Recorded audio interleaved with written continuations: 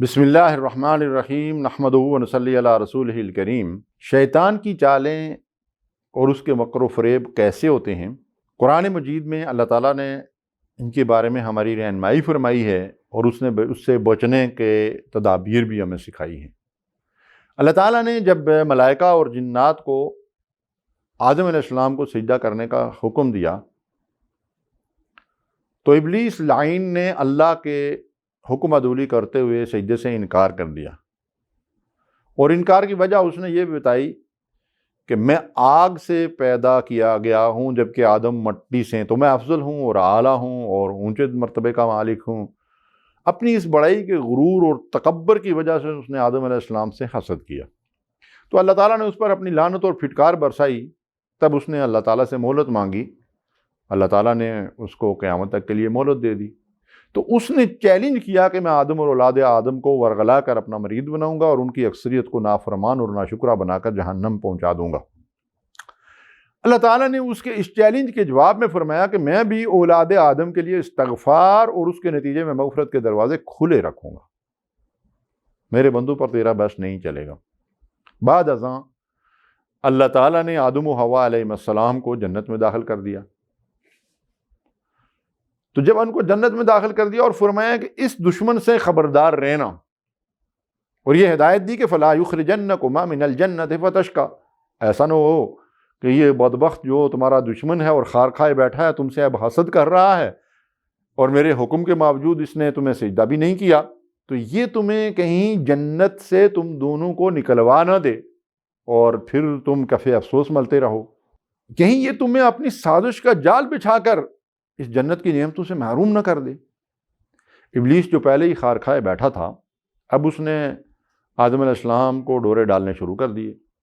کبھی وہ قسمیں کھا کھا کر ان سے کہتا اللہ نے جس درخت کے پھل سے تمہیں روکا ہے اگر تم اس کا پھل کھا لو تو فرشتوں کی طرح ہو جاؤ گے۔ اس کا ذکر بھی سورہ اعراف میں موجود ہے،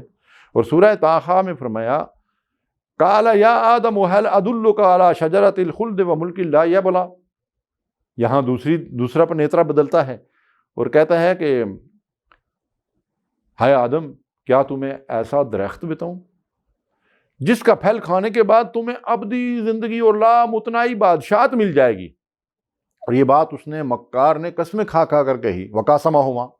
وہ آدم اور حوا سے قسمیں کھاتا رہا اپنی باتوں پہ کا یقین دلانے کے لیے، اور اس نے آدم اور حوا دونوں کو قسمیں کھا کر اپنی سچائی کا یقین دلایا۔ یہاں یہ بات سمجھ لیجئے کہ آج بھی جو لوگ سچ بولنے کے عادی نہیں ہیں تو وہ جھوٹی قسمیں کھا کھا کر اپنے سچے ہونے کا یقین دلاتے رہتے ہیں، یہ شیطانی صفت ہے۔ اس کے بعد جو کچھ ہوا وہ معلوم و معروف ہے، سب جانتے ہیں کہ پھر اس کے نتیجے میں کیا ہوا، آدم علیہ السلام کو اور حضرت حوا کو زمین پر بھیج دیا گیا، اور اللہ تعالیٰ نے فرمایا کہ شیطان ہمیشہ اولاد آدم کا خیر خواہ اور وفادار بن کر ان کو اپنے جال میں پھنساتا ہے۔ جی ناظرین کرام،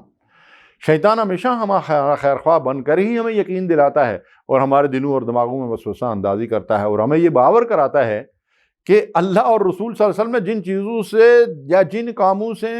ہمیں منع کیا اور روکا ہے، تمہاری ترقی اور خوشحالی کے ساتھ کامیابی کا سارا راز انہی چیزوں کو اختیار کرنے میں ہے۔ آج ہمارا حال کیا ہے؟ ہم اس کے بہکاوے میں آ کر مغرب کی طرف بگٹوٹ دوڑ رہے ہیں، آنکھیں بند کر کے ان کے پیچھے چلیں گے، شاید یہ اسی وجہ سے ترقی کر گئے ہیں کہ ننگے ہو گئے ہیں، استغفر اللہ۔ تو شیطان ہمیشہ خیر خواہی کے مطلب یہ ہے کہ لبادے کے ساتھ جو ہے وہ انسان کے سامنے آتا ہے، وہ یہ نہیں کہتا کہ یہ تمہاری تباہی اور بربادی کا راستہ ہے۔ جی تو یہی وجہ ہے کہ ہم اس کے بہکاوے میں آ کر آج دین و شریعت کے مطالبات سے دستبرداری اختیار کرتے جا رہے ہیں۔ کبھی وہ ہمیں سودی معیشت کے فوائد و ثمرات کے خواب دکھاتا ہے، تو کبھی مغرب کی سائنسی ترقی اور چکا چوند سے ہماری آنکھوں میں دھول جھونکتا ہے۔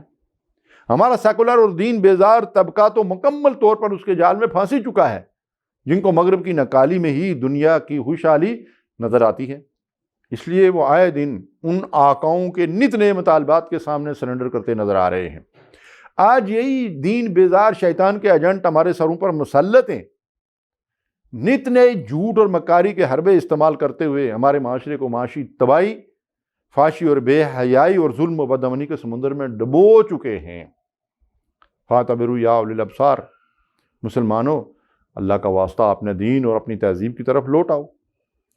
ابھی ہمارے لیے اللہ کی رحمت اور بخشش کے دروازے کھلے ہیں، لا تقنطوا من رحمت اللہ ان اللہ یغفر الذنوب جميعا،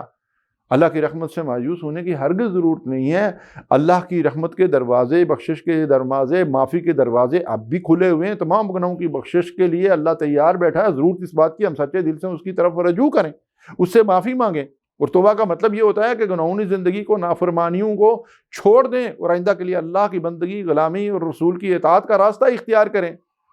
اللہ ہم سب کو سچی توبہ کی توفیق دے، آمین یا رب العالمین۔